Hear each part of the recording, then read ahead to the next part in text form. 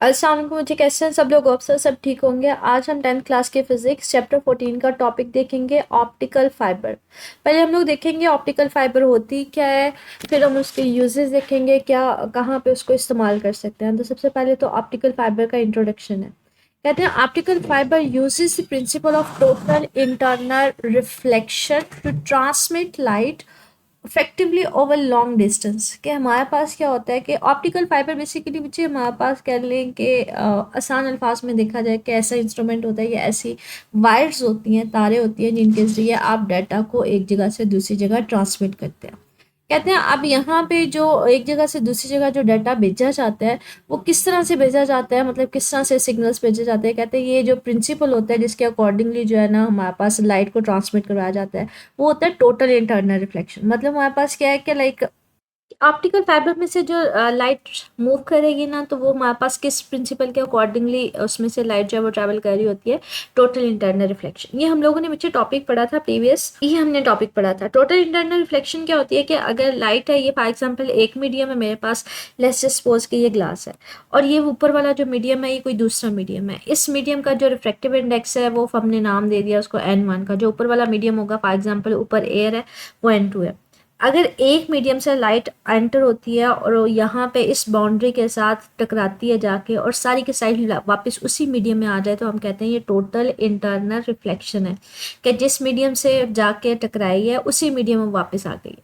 ठीक है, तो ये हमारे पास क्या होती है टोटल इंटरनल रिफ्लेक्शन, मतलब जो लाइट जा रही है वापस उसी मीडियम में आ जाए तो इसी के अकॉर्डिंगली वो कहते हैं हमारे पास लाइट जो है वो ट्रैवल करेगी। कहते हैं इन ऑप्टिकल फाइबर को यूज़ कहाँ पे किया जाता है बच्चे, टेली कम्युनिकेशन। ये जो हमारे पास कम्युनिकेशन का सिस्टम है, हम अब यहाँ पे बैठ के कॉल्स मिला सकते हैं, अमेरिका में मिला सकते हैं, इंग्लैंड में मिला सकते हैं, तो डिफरेंट हम लोग जो टेली कम्युनिकेशन में ना हम इसको इस्तेमाल कर सकते हैं।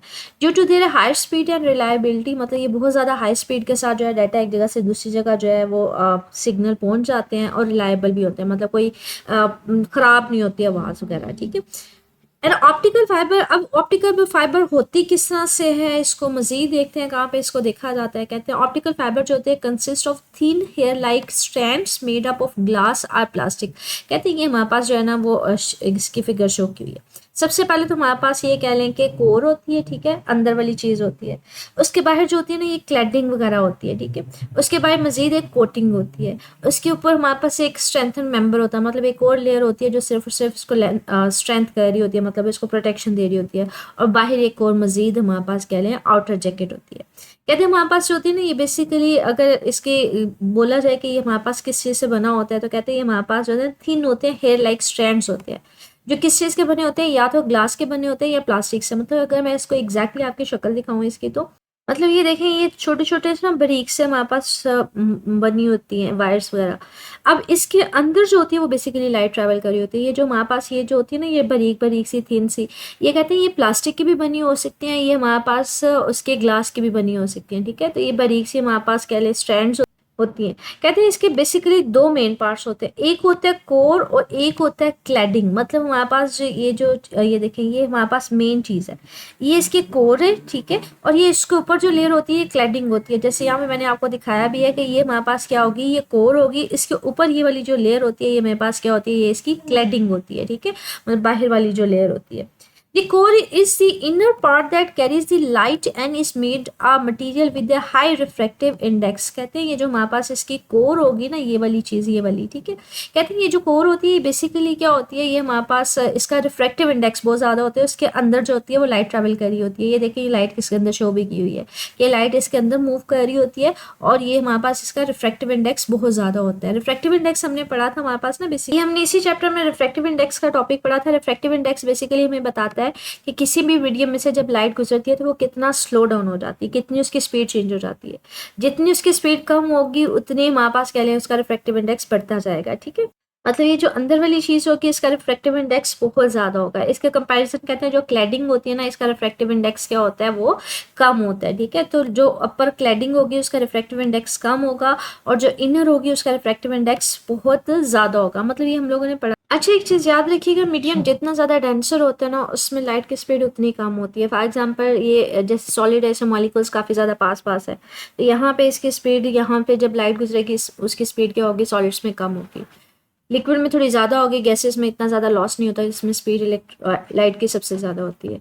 और जहाँ पे लाइट की स्पीड सबसे कम होती है, इसका मतलब है वहाँ पे उसकी स्पीड जो उसकी जो रिफ्रैक्टिव इंडेक्स है वो ज़्यादा कम होता है, ज़्यादा होता है बेसिकली। मतलब जितनी कम होगी ना लाइट की स्पीड, उतना रिफ्रैक्टिव इंडेक्स ज़्यादा होगा। तो कहते हैं हमारे पास जो होता है ना कोर, इसका रिफ्रैक्टिव इंडेक्स ज़्यादा होता है। अच्छा। जो क्लैडिंग होती है उसका रिफ्रैक्टिव इंडेक्स कम होता है। तो जब भी लाइट हमारे पास ज़्यादा रिफ्रैक्टिव इंडेक्स वाले से कम रिफ्रैक्टिव इंडेक्स, जैसे यहाँ पे हमने ग्लास लिया था और ऊपर हमने क्या ली थी, एयर लिया था, ठीक है। तो जब भी लाइट हमारे पास ज़्यादा रिफ्रैक्टिव इंडेक्स से कम रिफ्रैक्टिव इंडेक्स वाली साइड पे जाती है, तो वो क्या होती है, वो रिफ्लेक्ट हो जाती है उसी मीडियम में। तो हम कहते हैं जिस मीडियम से जा रही थी उसी में वापस आ जाती है, तो टोटल इंटरनल रिफ्लेक्शन होता है। तो वो यहाँ पे इसी चीज़ को कह रहे हैं कि हमारे पास जब ये जो कोर होता है इसका रिफ्रैक्टिव इंडेक्स ज़्यादा होता है इसके क्लैडिंग के निस्बत। इसका इफेक्ट क्या आता है, कहते हैं जब इसका इफेक्ट ये आता है कि जब लाइट इसके ऊपर जाके फॉल करती है ना, मतलब ये हाई रिफ्रैक्टिव इंडेक्स है, जब इसके साथ टकराएगी तो वापस उसी मीडियम में चली जाएगी, फिर यहाँ से टकराएगी फिर वापस उसी मीडियम में जाएगी। तो टोटल इंटरनल रिफ्लेक्शन होती है, मतलब बाहर ट्रांसमिट नहीं होती बल्कि इसके साथ टकराएगी उसी मीडियम में वापस, फिर यहाँ पे टकराती है फिर वापस। तो हम कहते हैं यहाँ पे किसी किस्म की ट्रांसमिशन या रिफ्रैक्शन वगैरह नहीं होती, यहाँ पे टोटल इंटरनल रिफ्लेक्शन होती है, मतलब आई उसी मीडियम में वापस, फिर टकराई फिर वापस। तो ये इस बेसिकली इसका हम कह लें कि यूज देख रहे होते हैं। When light enters one end of the core, it hits the core cladding boundary। वो यहाँ पे ये कह रहा है कि एक एंड से जब वो एंटर होता है तो हमारे पास क्या होता है, जब वो क्लाइड करेगा तो टोटल इंटरनल रिफ्लेक्शन होगी, वो इसी मीडियम में वापस चली जाएगी, यहाँ पे टकराएगी फिर टोटल इंटरनल रिफ्लेक्शन होगी। At an angle greater than the critical angle. अच्छा, यहाँ पे क्रिटिकल एंगल के बारे में ना हमने एक छोटी सी बात पढ़ी थी, पॉइंट ये डेफिनेशन भी हमने बेसिकली पढ़ी थी। इसी डायग्राम को अगेन मैं आपको एक्सप्लेन कर देती हूँ कि हमारे पास क्या था कि ये हमने एक मीडियम लिया था, फॉर एग्जांपल हमने ग्लास लिया था, ऊपर हमने दूसरा मीडियम लिया था। हमने कहा था जब लाइट आके इंसिडेंट होती है तो बच्चे कुछ लाइट जो है रिफ्लेक्ट हो जाती है, कुछ रिफ्रैक्ट हो जाती है। अगर आप इंसिडेंस एंगल को थोड़ा बढ़ा दो, मतलब थोड़ा इसको अवे ले जाओ नॉर्मल से, तो इंसिडेंस एंगल अगर मैं कम ज़्यादा कर देती हूँ तो जो हमारे पास यहाँ पे रिफ्लेक्टेड लाइट थी उसका एंगल जो है वो बढ़ना शुरू हो जाएगा। जैसे जैसे आप उसको वे लेके जाते जाओगे, एंगल बढ़ाते जाओगे, एक पॉइंट ऐसा आएगा कि जो रिफ्रैक्टेड लाइट होगी वो नॉर्मल के साथ 90 डिग्री बना रही होगी, मतलब वो बाउंड्री के साथ चल रही होगी, वो दूसरे मीडियम में नहीं जाएगी। तो इसको हमने नाम दिया था क्रिटिकल एंगल का। अगर क्रिटिकल एंगल से थोड़ा सा मजीद कम ज़्यादा कर देते हो ना तो वो सारी की सारी लाइट उसी मीडियम में वापस आ जाती है, वो टोटल इंटरनल रिफ्लेक्शन था। तो ये क्रिटिकल एंगल की हमने डेफिनेशन भी लिखी थी, वो एंगल जहाँ पे रिफ्लेक्शन जो है वो 90 डिग्री एंगल बनाता है, मतलब वो उस दूसरे मीडियम में नहीं जाता बल्कि वो बाउंड्री के साथ साथ रिफ्लेक्टेड लाइट चल रही होती है।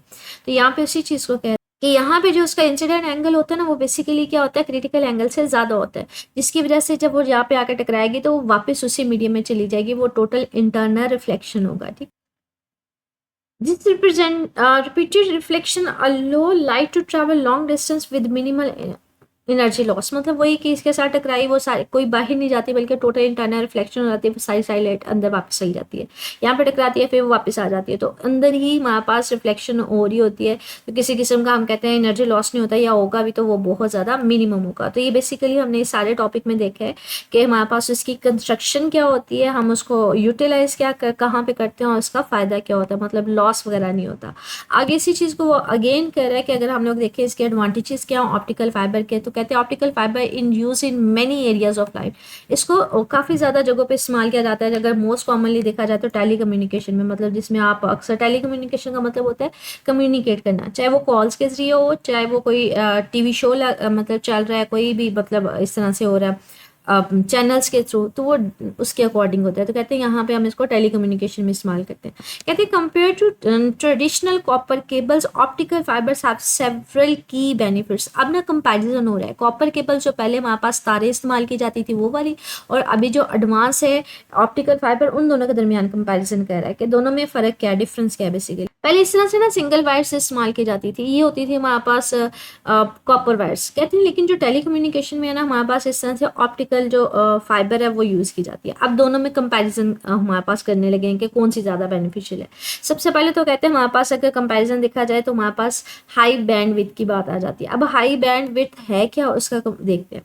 कहते हैं optical fibre can carry a larger amount of data than copper wires. कहते हैं यहाँ पे आपने देखा होगा कि यहाँ पे कोर होती है और इसमें काफ़ी ज़्यादा जो light at a time travel कर सकती है। तो कहते हैं इसमें डाटा बहुत ज़्यादा जो है ना, ह्यूज डाटा एक ही वक्त में एक जगह से दूसरी जगह ट्रैवल करवाया जा सकता है, लेकिन यहाँ पे डाटा उतना ज़्यादा ट्रैवल नहीं करेगा, ठीक है।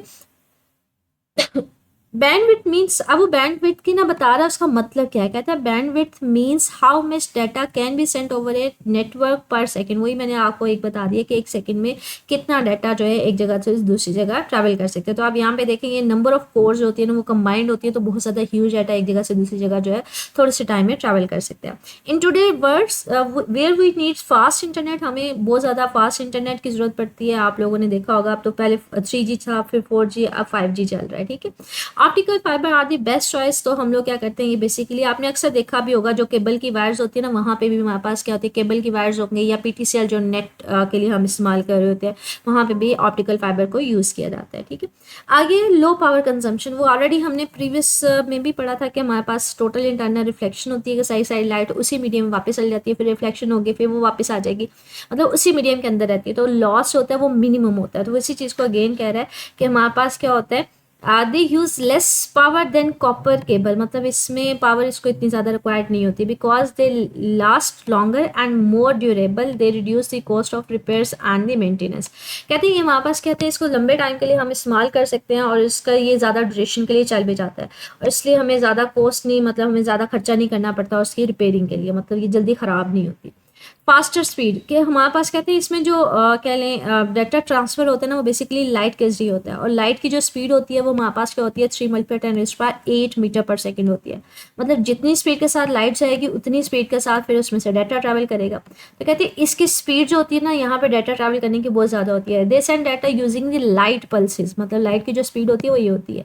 तो लाइट जो होती है अप्रॉक्सीमेटली बहुत ज़्यादा हाई स्पीड के साथ ट्रैवल करेगी, इसलिए डाटा भी बहुत ज़्यादा हाई स्पीड के साथ ट्रैवल करेगा, ठीक है। लॉन्ग डिस्टेंस ट्रांसमिशन, ट्रांसमिशन का मतलब होता है एक जगह से दूसरी जगह पहुंचाना। वही अगेन बात कही, हमारे पास लॉस बहुत ज़्यादा मिनिमम होता है। जब लॉस मिनिमम होगा तो आप उसको काफ़ी लॉन्गर डिस्टेंस तक पहुंचा सकते हैं। जैसे मैंने आपसे ऑलरेडी बात की थी कि हमारे पास जैसे यहाँ पे हम पाकिस्तान में बैठ के किसी भी दूसरी कंट्री में बैठ के उनसे बातें कर सकते हैं, कम्युनिकेशन कर सकते हैं। तो optical fibre can carry data across very long distance without losing signal quality, मतलब सिग्नल भी डिस्टॉर्ट नहीं होते, आवाज़ क्लियर सुनाई दे रही होती है एक जगह से आप दूसरी जगह जब कॉल करते हैं, या इंटरनेट के जरिए, अब तो व्हाट्सएप पे कॉल्स चल रही होती हैं, ठीक है। This make them ideal for use in undersea cables. कहते हैं इसको ना हम लोग सिर्फ और सिर्फ यहाँ पे नहीं यूज़ करते, बल्कि जो सी के अंदर हमारे पास समुद्र के अंदर भी हम लोगों ने कम्युनिकेशन वगैरह करनी हो, कॉन्टिनेंट्स वगैरह, मतलब ये जो बड़े आजम होते हैं, जैसे डिफरेंट कंट्रीज़ की बात कर ले, बेसिकली उनके दरमियान कम्युनिकेशन के लिए हम इसको इस्तेमाल कर सकते हैं। जैसे मैंने ऑलरेडी आपको बता दिया कि यहाँ पे आप बैठ के अमेरिका में बैठे हुए लोगों से बातें कर सकते हैं। रेजिस्टेंस टू इलेक्ट्रिकल इंटरफेरेंस, मतलब हमारे पास क्या होता है कि यहाँ पे इलेक्ट्रिकल इंटरफेरेंस के साथ उसके रेजिस्टेंस को शो करा, मतलब आसान अल्फाज में देखा जाए तो कहते हैं वो इलेक्ट्रिसिटी को इस्तेमाल नहीं करते ऑप्टिकल फाइबर्स में। कहते हैं optical fibre use light instead of electricity. कहते हैं हम इसमें इलेक्ट्रिसिटी को इस्तेमाल नहीं करते, बच्चे इलेक्ट्रिसिटी बेसिकली क्या होती है, फ्लो ऑफ इलेक्ट्रॉन्स होता है। कहते हैं हम लोग इसमें जो ऑप्टिकल फाइबर्स होते हैं इसमें हम लोग इलेक्ट्रिसिटी को यूज़ नहीं कर रहे होते, बल्कि इसमें तो हम लोग लाइट को, मतलब वेव्स को इस्तेमाल कर रहे होते हैं बेसिकली, अगर देखा जाए तो हम कह सकते हैं they are not affected by the electrical noise or interference. तो इसमें कोई इंटरफेरेंस वगैरह नहीं होती, कोई नॉइस नहीं होती, ठीक है, जो कि यहाँ पे कोई फ्लो ऑफ इलेक्ट्रॉन्स नहीं होता। There is a big advantage over copper wires which often face signal problem due to electrical disturbance. तो याद रखिएगा जो ऑप्टिकल फाइबर्स होती हैं उसमें बेसिकली हम लोग इलेक्ट्रिसिटी के जरिए डाटा एक जगह से दूसरी जगह ट्रैवल करवाते हैं, और जो हमारे पास ऑप्टिकल फाइबर्स होती है वहाँ पे किसके जरिए हम ट्रैवल करवाते हैं, लाइट के जरिए। तो ये मोस्ट कॉमनली बच्चे लॉन्ग क्वेश्चन में आ भी जाता है। ऑप्टिकल फाइबर के ऊपर आपने डिटेल नोट लिखना है, इसकी कंस्ट्रक्शन बतानी है, और या फिर हमारे पास इसके एडवांटेजेस क्या हैं, ठीक है। अच्छा, कंप्रीहेंसिव क्वेश्चन है, कहता है describe the structure of an optical fibre. वही अगेन ऑप्टिकल फाइबर के बारे में बताना है, फिर आपने उसका स्ट्रक्चर बताना है कि अंदर कोर होती है, उसके ऊपर क्लैडिंग होती है एंड सो ऑन, और इसके दो एडवांटेज, तो कोई भी एडवांटेज लिख सकते हैं कि आप उसको मतलब डाटा फास्टर ट्रैवल करवा सकते हैं, लॉस मिनिमम होते हैं। तो आपने एडवांटेज सारी करनी है, लेकिन यहाँ पे इस क्वेश्चन में सिर्फ दो पूछे। मजीद बच्चे कुछ पूछना हो कमेंट सेक्शन में पूछ लीजिएगा। ओके, अल्लाह हाफिज़।